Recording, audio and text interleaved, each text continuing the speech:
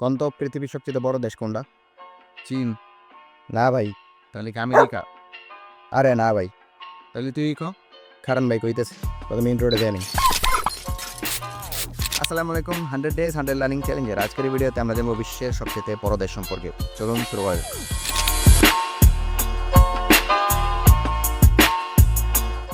বিশ্বের সবচেয়ে বড় দেশের নাম রাশিয়া, যার আয়তন 1,70,00,000 বর্গ কিলোমিটার, যা কিনা আমাদের গ্যালাক্সির সবচেয়ে ছোট গ্রহ প্লেটোর চাইতেও বড়। কি বিষয়টা বুঝতে একটু কঠিন হয়ে গেল, তাই না? কারণ আপনি প্লেটো তো কখনো জাননি। আচ্ছা, একটু সহজ করে বলি।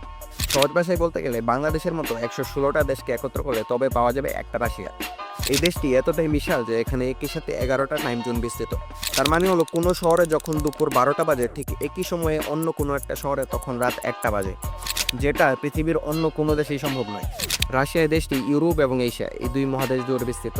রাশিয়ার ভূখণ্ডে প্রাচীনকাল থেকেই মানুষের বসবাস ছিল। রাশিয়ায় সর্বাধিক প্রচলিত ধর্ম হল অর্থোডক্স খ্রিস্ট ধর্ম। এখানে বিশ্বের বৃহত্তম অর্থোডক্স খ্রিস্টান জনসংখ্যা বাস করে। রাশিয়ায় প্রাকৃতিক সম্পদে ভরপুর। তেল, কয়লা, লোহা, আকরিক, সোনা এবং অ্যালুমিনিয়াম সহ আরও অনেক প্রাকৃতিক সম্পদ এখানেই পাওয়া যায়।